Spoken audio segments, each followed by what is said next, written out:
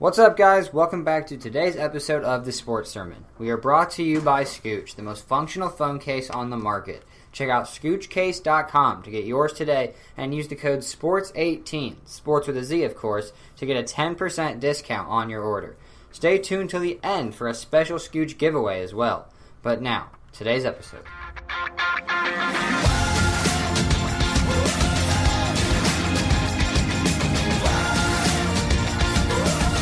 So we are here today to talk about the NBA. We are officially in the lull of the offseason, and we are going to get into the Chicago Bulls today. I am Jason Gandhi. Alongside me today is Dylan Staggy. It's just us two, and like I said, the Chicago Bulls making a lot of moves this season.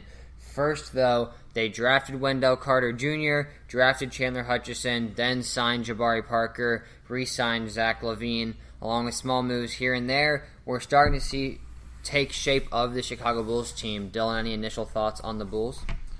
I mean, the Bulls, right now, I just see them as a bunch of young pieces, and they've just got to try to find a way to get together, and I'll get more into that as we go later into this podcast. Yeah, so basically the same thing I was going to say. Just initially, lots of young guys, lots of core potential. It's a matter of how does it all fit. A lot of the questions I think that comes down to the Bulls is it worth the salary that they're paying them for this young core? We'll get into all of that and more, but let's go right now to Wendell Carter Jr. He looked really good in Summer League. Were you surprised with how he played, and what are your expectations for him year one? Yeah, I mean, I'm not too surprised. I liked Wendell Carter, probably a tier below all of the big men that got drafted early in those top 5 picks, but I thought he did play well in the Summer League, but I wasn't really surprised. I liked his game, and I think he's going to fit well with the Bulls this season.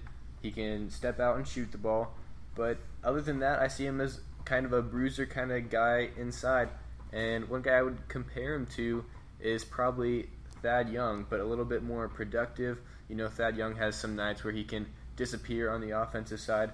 I would expect a little bit more out of Wendell Carter, but in terms of that kind of bruiser guy that can step outside and shoot the ball, I would think that he would be a little bit more of a productive Thad Young this year. Maybe a little less efficient, too, because it is his rookie year.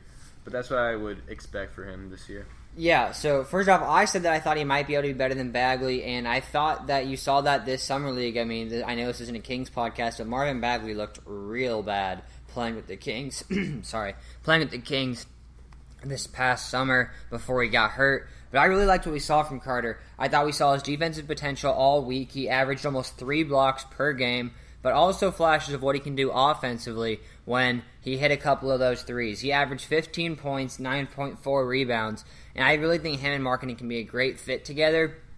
I absolutely loved what he showed. He just looked so much more mature and sophisticated compared to a lot of the rookies who looked very helter-skelter. He seemed very calm, and his defense especially really, not surprised me, really stuck out to me and showed why I guess I was high on him coming into the draft.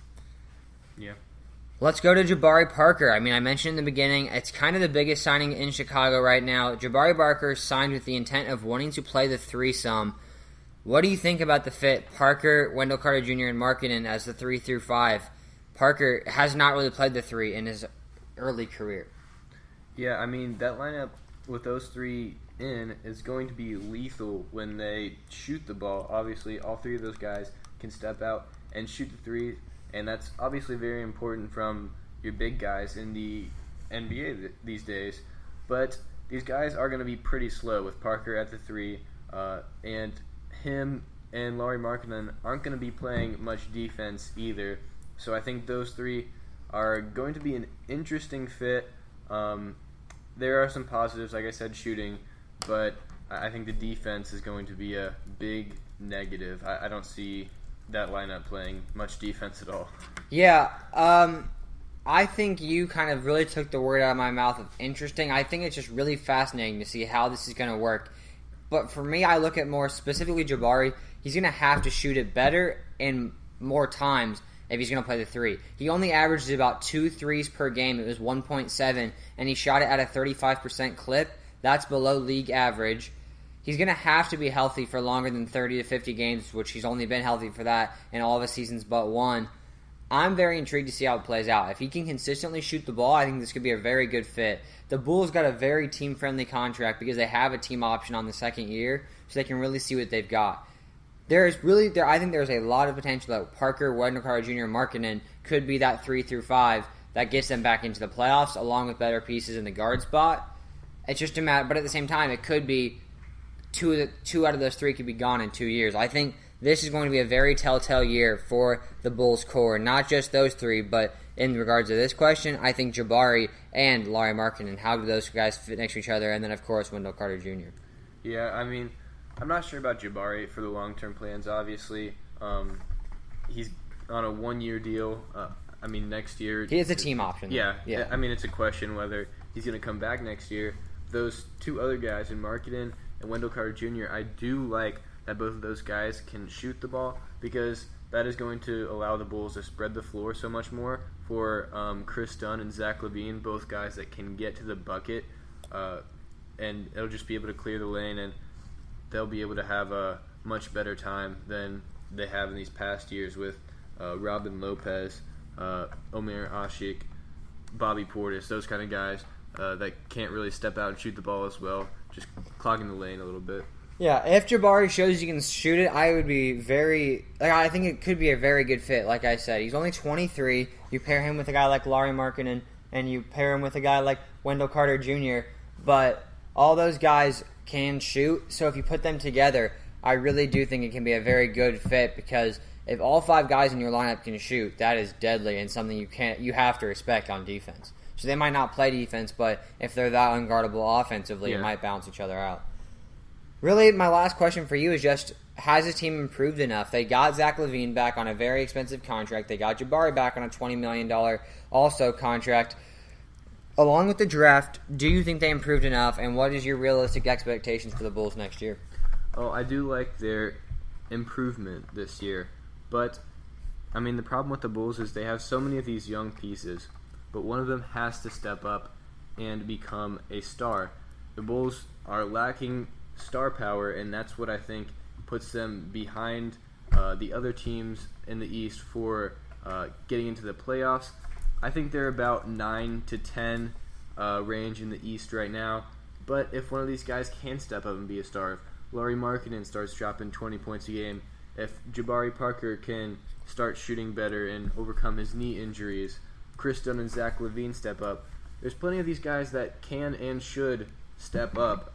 But the question is, will one of them? Yeah, I personally was very impressed with what we saw from Lauri Markkanen. He was all rookie NBA first team, and I think he could be one of those guys.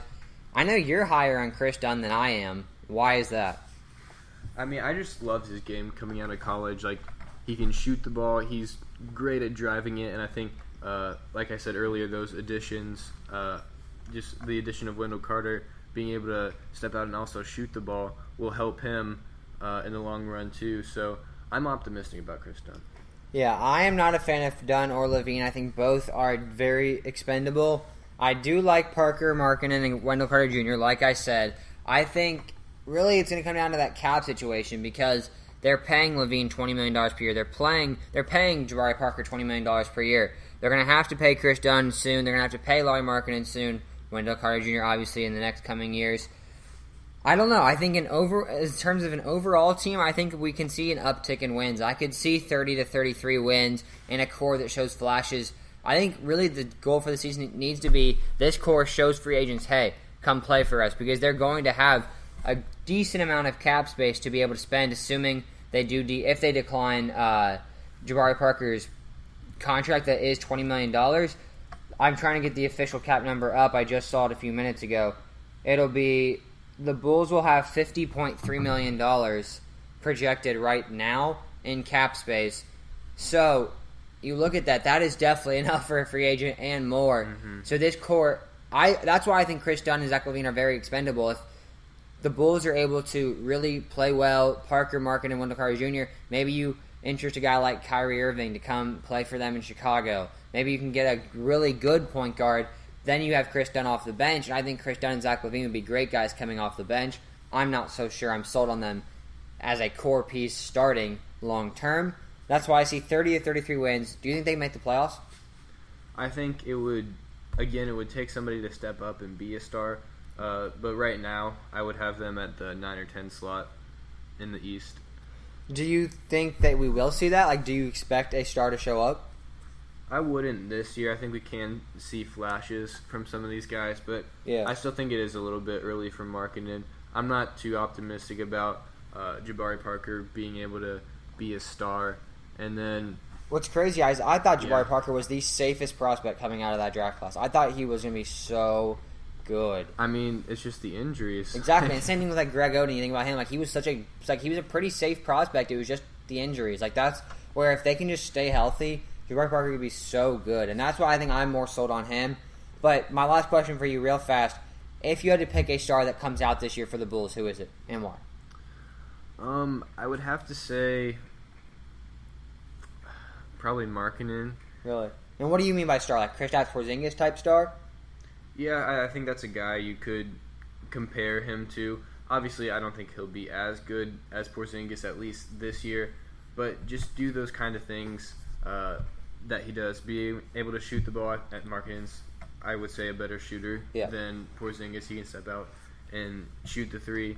But just being able to take over possessions and get a bucket, because like if you're down 5 with under 5 minutes left and you need someone to go get buckets for you on this Bulls, who are you picking? Are you asking? Well, kind of. I mean, kind of a rhetorical, because I wouldn't have a definitive one right now. Yeah. I think Markkanen is probably most likely to be that guy, though. For me, I trust Jabari Parker. If he's healthy, I'm trusting that guy. And that's why I think I'm more optimistic, especially if he can shoot it. If he wants to play the three, that means he must have confidence in his shot. If he's able to pop the rock as well as do what he showed flashes of at the Bucks, I really like Jabari Parker's game. It's funny because I'm very high on Parker. You're pretty high on Dunn. And then both of us kind of agree on Markkanen and Wendell Carter Jr. That's why I think that star question about who's going to really rise to be that star is going to be pretty interesting to watch as we keep going. Any final thoughts on the Chi-Town Bulls? I like their core, but, I mean, someone's got to step up. Yeah, for sure. Next free agency is going to be crazy. There are so many teams with so much cap space. I think there's like 12 teams that have max cap space next year. Yeah. It's going to be crazy. Only 4 teams will be going into next offseason as of right now over the cap. That's crazy. All right, well, that's all we're going to have for today's episode on the Chicago Bulls. We have the Cavs, Pacers, Bucks, Pistons, and all the teams coming up all on the channel. Go check them out at The Sports Sermon, Sports with a Z. And I mentioned earlier in the beginning to comment, subscribe about a giveaway. That's what this is. If you subscribe, comment with before the month of July. So that means as of now you've got 10 days or 11 days to comment or subscribe. We will put you entered into a contest to win a free Scooch case. So make sure you do that below. Thank you for listening, and we look forward to seeing your comments below to tell us how good the Bulls will really be.